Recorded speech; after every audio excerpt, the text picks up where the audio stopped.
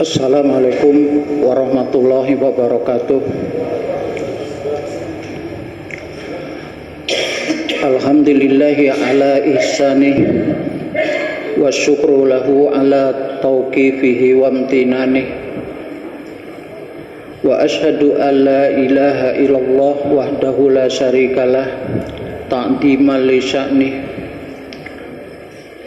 Wa ashhadu anna Muhammadan abduhu wa rasuluh ad-da'i ila ridwanih. Allahumma salli alaihi wa ala alihi wa ashabihi wa ikhwanih.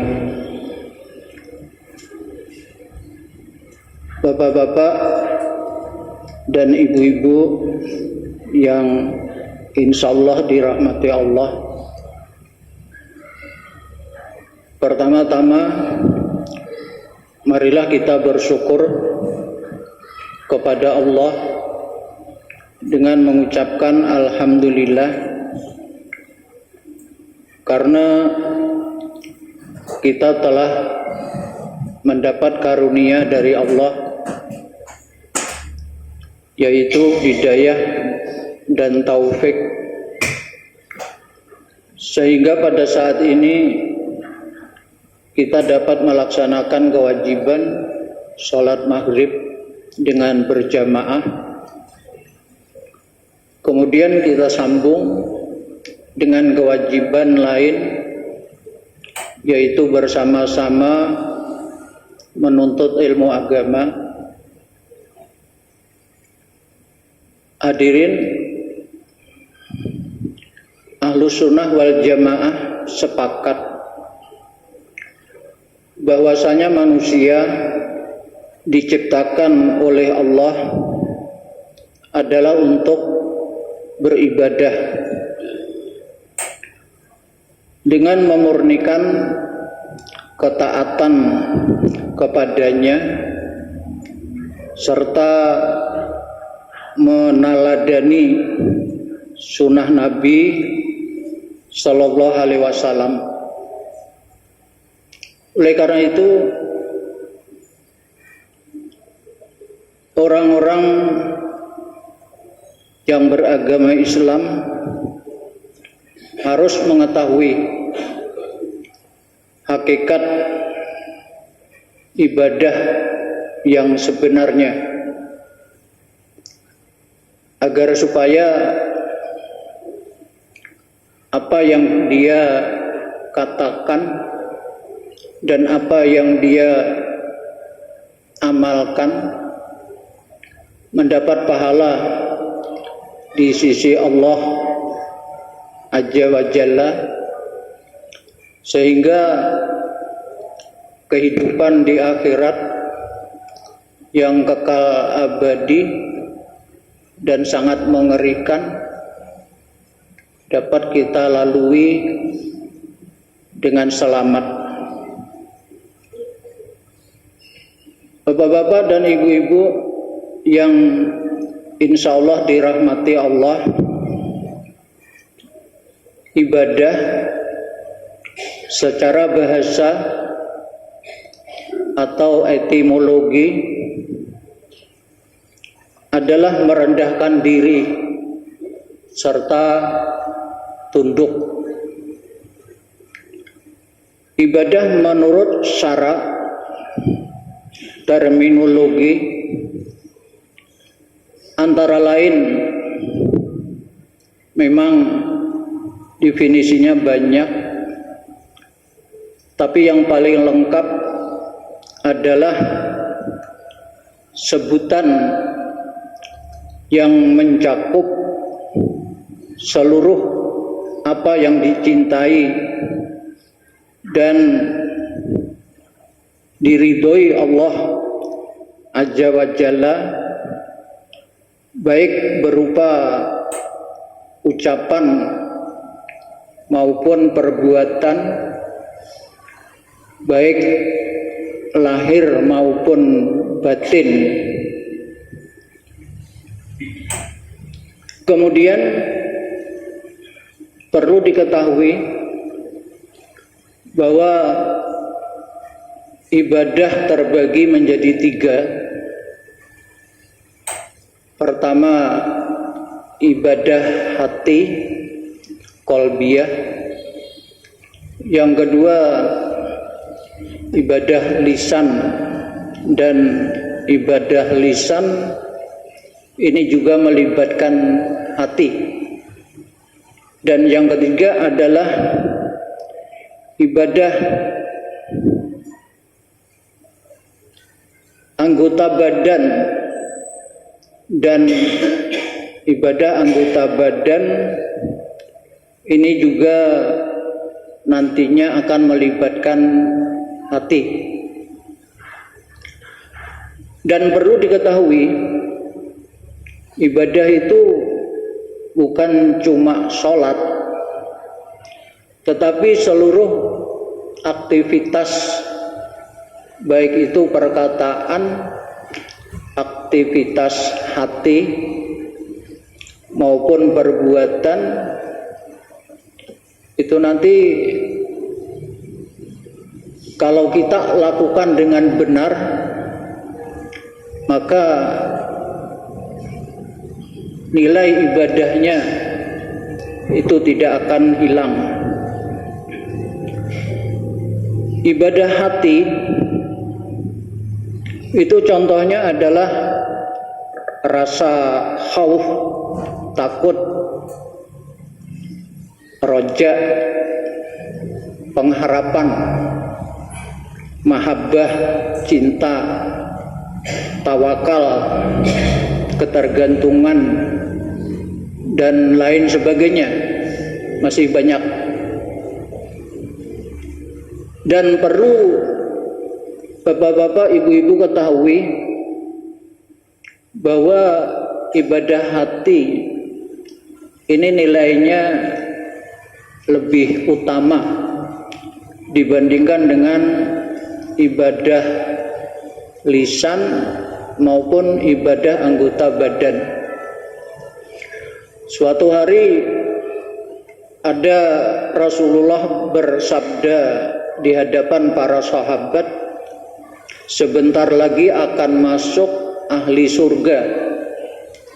Kemudian masuk orang tua berjenggot, dari jenggotnya menetes air wudhu sambil menenteng sandal.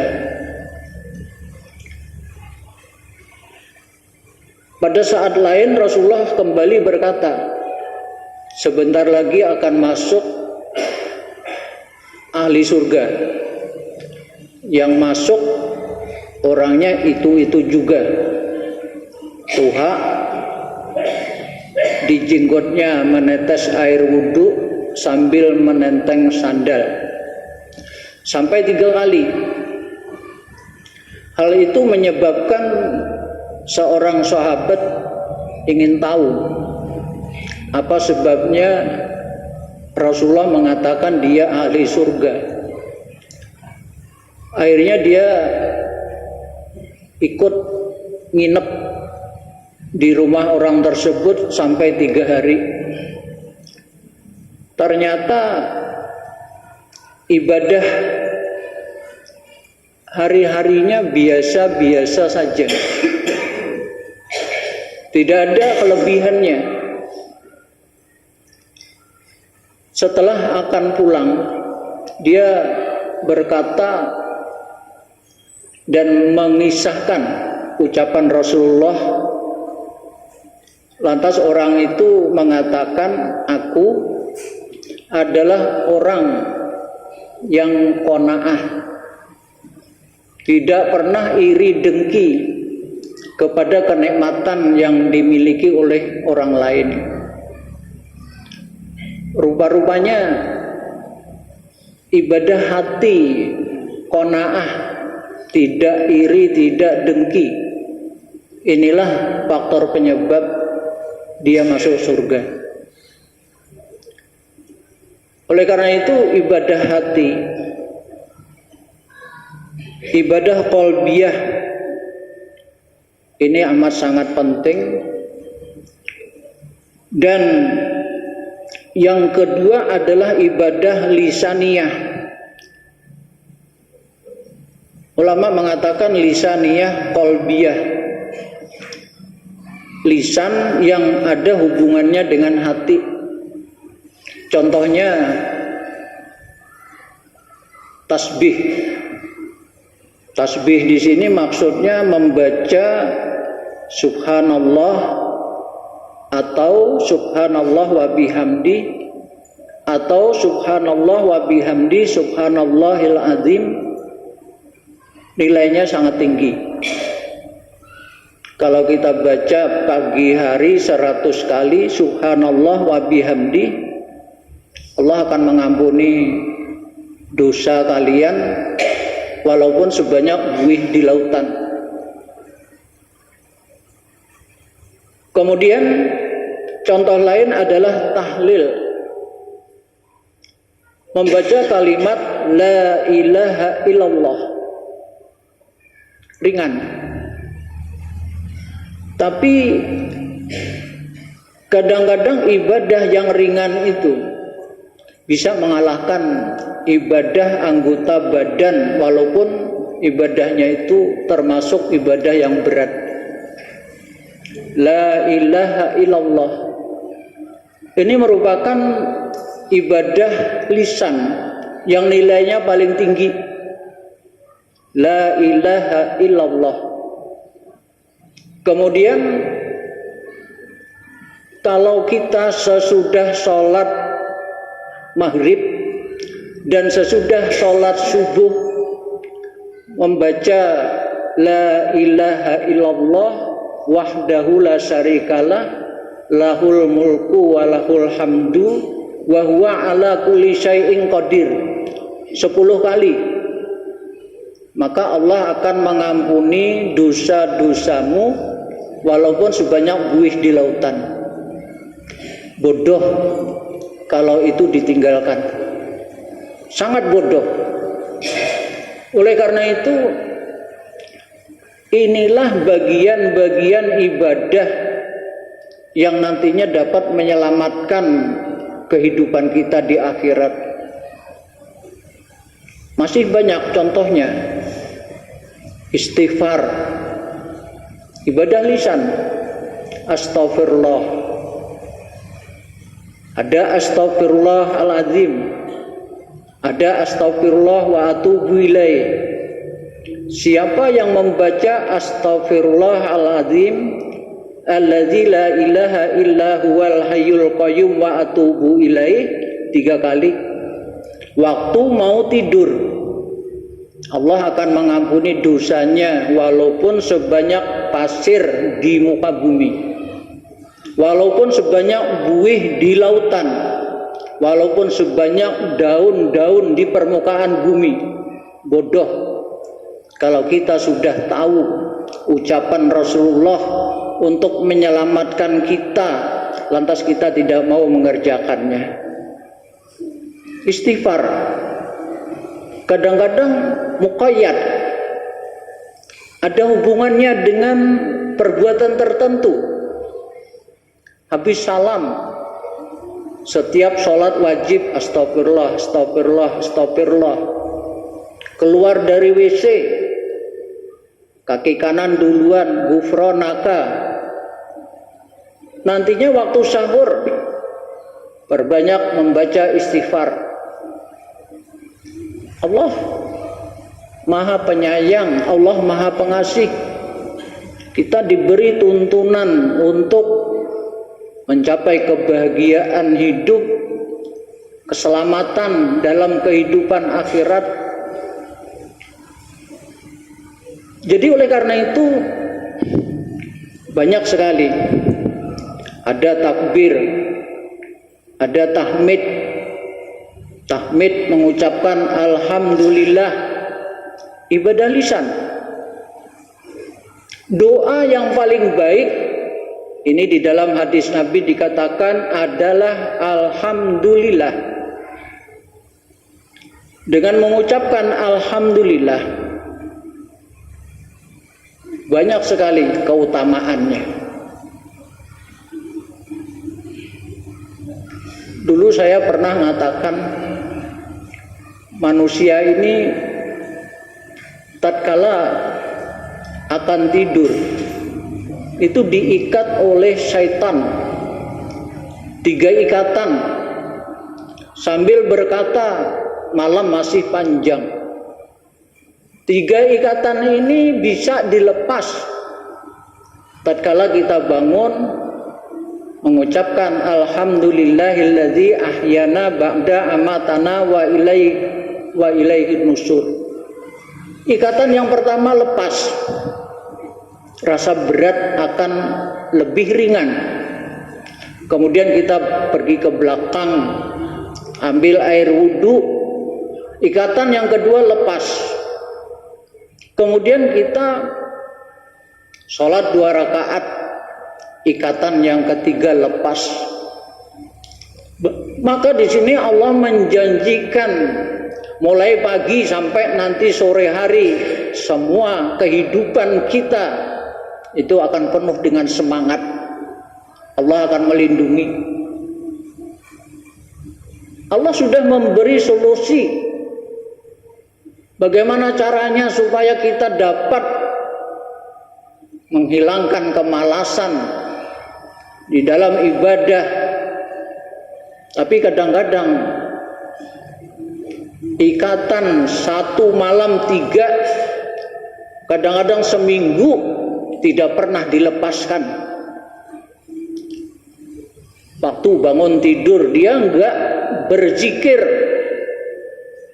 tidak memuji Allah.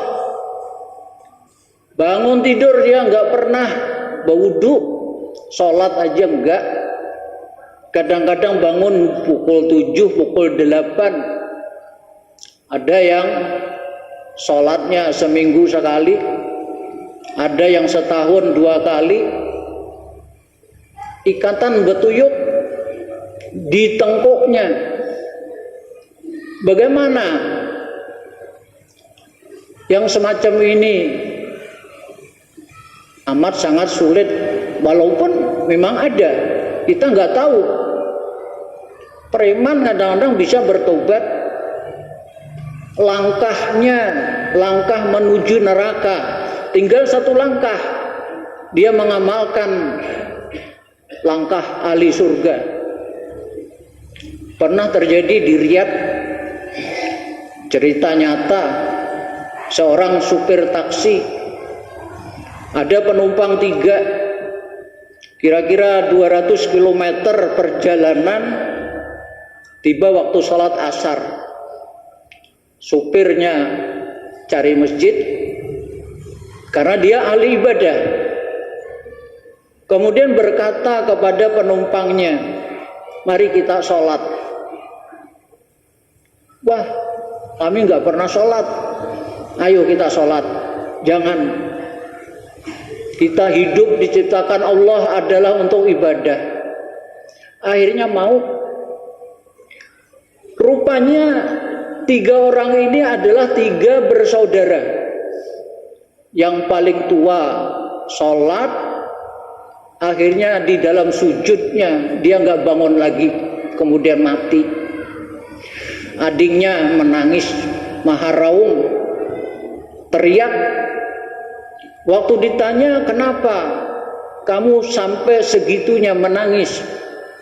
Adiknya cerita, demi Allah, kakakku sudah 15 tahun nggak sholat. Sekali sholat langsung mati. Husnul khatimah.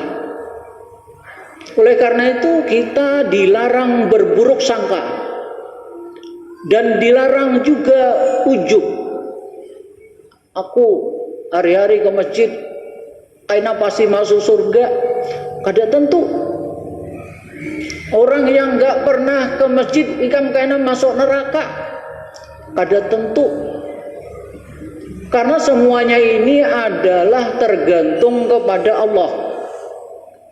Oleh karena itu yang namanya ibadah qalbiyah, jangan sombong, jangan ujub.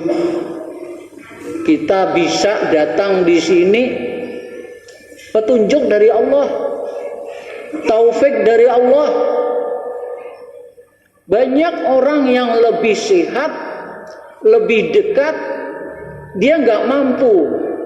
Perjalanan ke masjid dianggapnya perjalanan yang lebih berat daripada mencangkul di sawah, dibandingkan dengan pergi ke Banjar. Ke masjid lebih berat bagi dia. Tapi bagi orang yang istiqomah di dalam melakukan ibadah, merupakan perbuatan yang amat sangat menyenangkan, membahagiakan. Jadi oleh karena itu, ibadah hati, ibadah badaniyah qalbiyah yang ketiga. Ibadah badaniyah qalbiyah contohnya apa? Salat. Contoh lain apa? Haji, zakat, dan jihad. Jadi oleh karena itu, ketiga ibadah tersebut adalah dilakukan dengan sebaik-baiknya. Kalau kita berbicara lebih luas, ibadah sholat itu nanti ada yang hukumnya wajib. Yang wajib inilah yang lebih dulu kita bereskan. Sehari semalam 5 kali. Bagi laki-laki kerjakan dengan berjamaah. Caranya mengikuti Rasulullah. Apa yang dibaca, gerakannya bagaimana, semuanya ini sudah diajarkan kepada kita umat Islam. Oleh karena itu, wajib bagi kita menuntut ilmu, khususnya adalah ilmu yang berkaitan dengan fardu ain. Kemudian apabila kita cinta kepada Allah, itu di dalam sebuah hadis dikatakan laksanakan yang wajib dengan baik. Kemudian kalau kalian menambah yang sunnah, maka yang sunnah inilah yang nantinya menyebabkan kalian akan dicintai oleh Allah. Melaksanakan yang wajib, meninggalkan yang haram, ini adalah golongan muktasid, tengah-tengah. Pewaris Al-Quran dibagi 3. Pertama, zalimul li nafsih, orang yang menganiaya dirinya sendiri. Suluh sholat sehari semalam 5 kali, dia kadang-kadang nggak sholat. Kadang-kadang ada yang sholatnya maghrib dengan isya saja. Ini menganiaya diri sendiri. Yang kedua adalah faminhum muqtasid, sebagian mereka tengah-tengah. Syekhul Islam Ibnu Taimiyah mengatakan orang yang tengah-tengah ini adalah yang mengerjakan yang wajib, meninggalkan yang haram. Dia bisa mencapai derajat wali. Dengan perbuatannya itu dia bisa masuk surga. Dasarnya adalah hadis Nabi. Seorang badui datang pada Rasulullah, sholat apa yang diwajibkan? Rasulullah mengatakan sholat 5 waktu. Kemudian puasa, yang diwajibkan puasa Ramadan. Dia pergi sambil berkata, akan saya tegakkan istiqomah dan aku kadang menambah. Ujar Nabi, kalau dia benar maka dia masuk surga. Ini.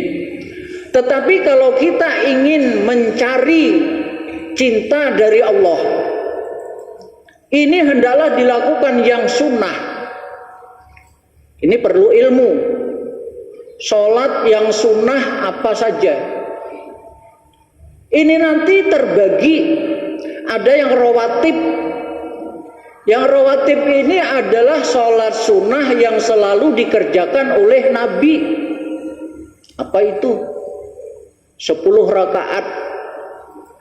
Habis subuh 2. Sebelum zuhur 2. Sesudah zuhur 2. Sesudah maghrib 2. Sesudah isya 2, 10. Di dalam hadis lain dikatakan, siapa yang melaksanakan sholat rawatib 12 rakaat, maka Allah akan membangunkan untuknya rumah di surga. Yang mana? Sebelum subuh 2, sebelum zuhur 4, sesudah zuhur 2, sesudah maghrib 2, sesudah isya 2. Jadi 12. Ini rawatib. Kemudian yang rawatib itu, ini ada juga ulama mengatakan kenapa sebelum zuhur kok 4? Karena ada hadis Nabi bahwa sesudah zuhur Allah membuka pintu langit. Oleh karena itu Rasulullah menyuruh supaya menambah menjadi 4. Dan ini yang paling utama dibandingkan yang 10. Nah, kemudian di antara yang rawatib itu ada sunnah yang tidak pernah ditinggalkan Nabi waktu mukim, waktu safar. Kalau rawatib ini di waktu mukim Rasulullah tidak pernah meninggalkan. Pernah karena ada tamu nggak sempat sholat duhur 2 rakaat, sholat 2 rakaat sesudah duhur. Rasulullah mengkodoknya sesudah sholat asar. Ini terjadi. Kemudian sholat rawatib yang 10, yang 12 ini tidak pernah ditinggalkan waktu mukim, waktu safar, itu tidak begitu. Tapi di waktu safar yang tidak pernah ditinggalkan Nabi, sholat 2 rakaat sebelum subuh. Jadi kalau kalian safar, umpamanya ke Banjarmasin, cukup sebelum subuh aja. Yang lain ada usah. Kenapa? Karena contohnya begitu. Puasa apa? Puasa yang wajib Ramadan, yang sunnah puasa Syawal 6, Senin Kamis, setiap bulan tanggal 13, 14, 15. Ini. Kemudian yang tidak pernah ditinggalkan Nabi waktu safar dan mukim, yang mana? Yaitu sholat puasa tanggal 13, 14, dan 15. Ini tidak pernah ditinggalkan. Kemudian kalau sholat duha itu bisa dikerjakan, bisa ditinggalkan, tapi tidak rawatib. Kemudian ada hadis Nabi berkata kepada Abu Hurairah, jangan engkau akan menjadi manusia terbaik selama kamu sholat witir sebelum tidur. 1. Yang kedua, jangan ditinggalkan puasa tanggal 13, 14, 15 Yaumil Bid. Dan yang ketiga adalah jangan ditinggalkan sholat duha. Jadi kenapa ini tidak dipesankan Nabi kepada para sahabat yang lain? Karena Abu Hurairah ini kalau malam tidak sempat sholat tahajud disebabkan dia mempelajari hadis Nabi. Orang yang paling banyak meriwayatkan hadis Nabi adalah Abu Hurairah. Yang kedua Aisyah radhiyallahu anha. Jadi oleh karena itulah sholat malam untuk Abu Hurairah bisa diganti dengan sholat duha. Jadi di sini masalah rakaatnya tentang sholat duha bisa 2 rakaat. Ini nanti berkaitan dengan asbab. Ada yang asbab supaya rizkinya lapang 4 rakaat. Ada yang apabila kalian mengerjakan 2 rakaat maka kalian berarti telah mensyukuri ruas-ruas tulang yang diciptakan oleh Allah sebanyak 360. Mensyukurinya dengan sholat duha 2 rakaat. Jadi ini nanti pembagian sholat sunnah, ada nawafil, kemudian ada juga sholat sunnah yang Nabi tidak pernah mengerjakan, tetapi Rasulullah memesankan kalau mau kerjakan silakan, kalau mau meninggalkan silakan, yaitu sholat maghrib sholat 2 rakaat sebelum maghrib. Rasulullah nggak pernah mengerjakan, tetapi para ulama kadang-kadang memerintahkan kepada kita bahwa doa yang tidak akan ditolak, yang selalu dikabulkan adalah doa antara qomat dan antara azan dan qomat. Jadi bapak-bapak dan ibu-ibu, kalau ada hadis Rasulullah yang menyatakan seperti itu, doa antara 2 azan tidak akan tertolak. Maksudnya azan sampai qomat.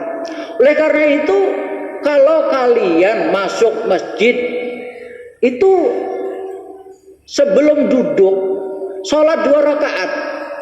Ini sholat karena ada sebab. Sebabnya masuk masjid. Sebelum duduk sholat 2 rakaat. Nah, di sini nanti yang perlu diperhatikan itu adalah bacaan di waktu sholat itu sekaligus merupakan doa.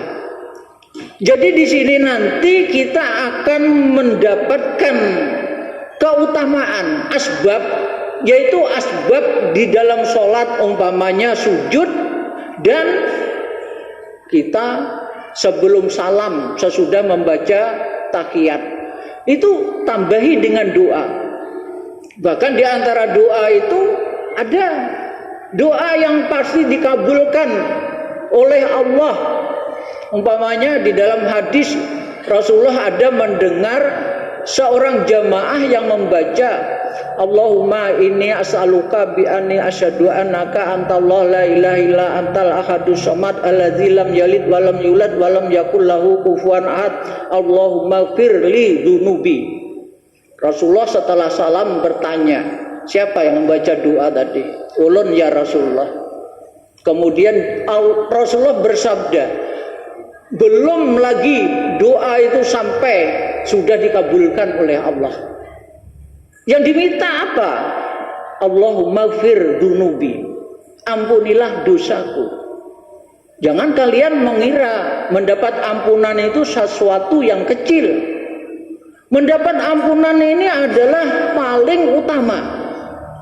Karena kalau kita mendapat ampunan di akhirat pasti selamat. Karena dosa yang harus dipertanggungjawabkan itu sudah tidak ada. Jadi oleh karena itu, inilah pentingnya menuntut ilmu. Kemudian hadirin, manusia diciptakan oleh Allah. Tujuannya adalah ibadah. Wa ma khalaqtul jinna wal insa illa liya'budun. Aku tidak menciptakan jin dan manusia kecuali supaya beribadah hanya kepadaku. Beribadah hanya kepada Allah. Di belakang ayat tersebut kemudian Allah menyatakan ma uridu minhum min rizkin. Aku tidak meminta kepada mereka sedikit pun rizki. Kemudian wa ma uridu ayyut'imun. Aku tidak minta makan kepada mereka. Innallaha huwar razzaq. Sesungguhnya Allah Maha pemberi rizki.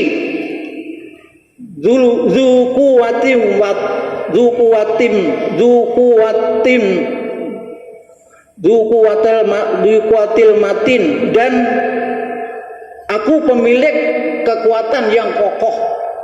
Ini perbedaan dengan manusia. Kita beribadah itu diperintahkan oleh Allah, Tetapi Allah tidak memerlukan, Allah tidak membutuhkan ibadah kita. Allah tidak membutuhkan ibadah kita. Kalian ibadah, kalian tidak ibadah, Allah tetap maha kaya, Allah tetap maha besar, Allah tetap maha terpuji. Jadi oleh karena itu kita diperintah ibadah tidak lain adalah untuk keperluan kita, supaya kita bahagia, supaya kita tenang, supaya kita selamat di dalam menempuh kehidupan.